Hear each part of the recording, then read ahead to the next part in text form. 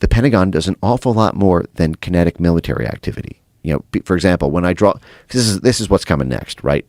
President Trump tasked Elon Musk with sicking the Doge dogs on the Pentagon, and depending on how you measure it, the size of waste, fraud, and abuse of the Pentagon ranges from a couple $100 billion. They are the biggest, federal agency in all of this. They have $900 billion budget compared to only $44 billion at USAID, and even less at CIA. So the Yahoo Finance, published this a couple of years ago, a $35 trillion black hole. If you want to pull up that receipt on screen, just so I don't look like I'm saying this directly myself, but just type in 35 trillion Pentagon black hole.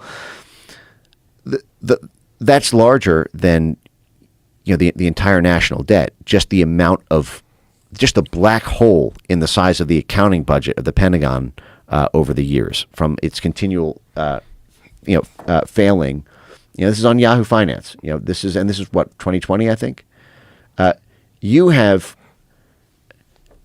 when America was born in 1789 in the first meeting of Congress, there were only 3 agencies that were created in the beginning of time, shall we say. The first act of Congress was to create the Department of State, the Department of Treasury, and the Department of War. And the Defense Department became the Department of War in the Department of War became the Department of Defense in 1948. What people, even now, they're seeing these USAID scandals with funding to the Democrats, or funding to some of these blob internationalist Republicans, or funding to these media institutions. You ain't seen nothing yet when you get to the Pentagon stuff, because USAID was created effectively in part to assist Pentagon activity under humanitarian front. JFK is a martyred figure, and it was JFK who fundamentally supercharged the American military's small wars capacity. This is the terminology in the U.S. Army War College and Special Forces around, sort of not full-scale conventional wars. They're either small-scale paramilitary skirmishes or insurgency, counterinsurgency. So and the problem was JFK was bogged down in Vietnam, bogged down in Laos, and the problems that we were fighting against were not the kind of things that you had the political predicate after a lot of the disasters of the Korean War in 1950, and the international blowback to having formal DoD boots on the grounds. What he believed was vital and necessary to capacity build and supercharge was a paramilitary covert capacity for DoD in the warfighting space that the CIA had at that point in the political war space. And this is done through the U.S. Special Forces and through some of its sub-branches, which are psychological operations, civil military affairs. We can stick with that. But basically, these are civil military is when, in order to achieve the military objective, the thing that needs to be done is actually something at the civil layer.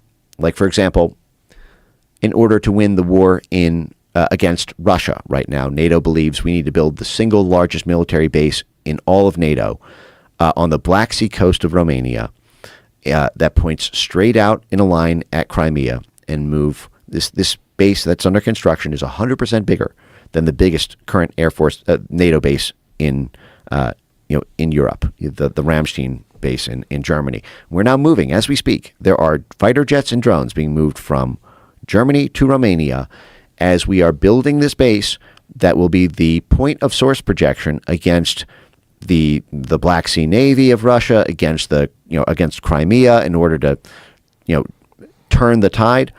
Well, that's a military operation, right? The NATO military base against the Russian forces in Crimea. But what is actually the most important strategic objective for the military? It's actually not a military one. It's a civil one.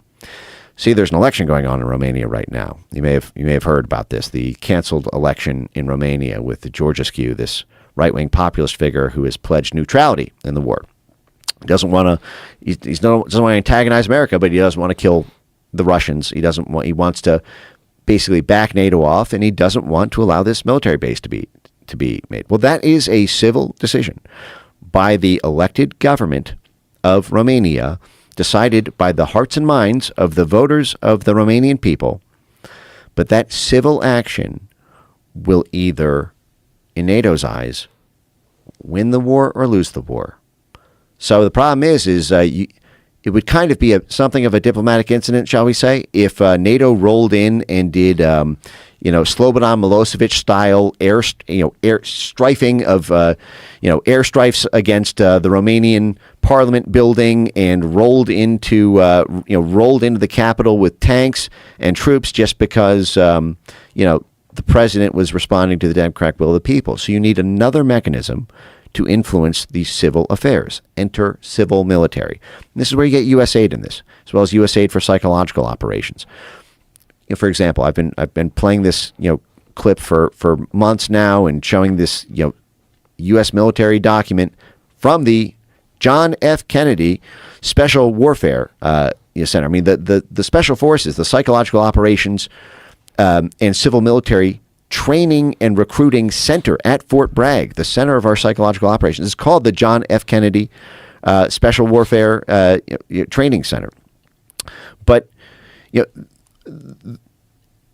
USAID does that work. So, for example, I've been showing a military document from the Biden-Mark Milley era, published in 2021, about how to plan race riots in Africa in order to stop the construction of a port by a foreign government that would allow their forced projection into the Atlantic Ocean, in a sample scenario where the U.S. ambassador tries to get this West African country on the Atlantic coast there to cancel the port construction in partnership with the foreign government, but that government doesn't want to do it, and so they refuse the U.S. ambassador. They refuse the State Department.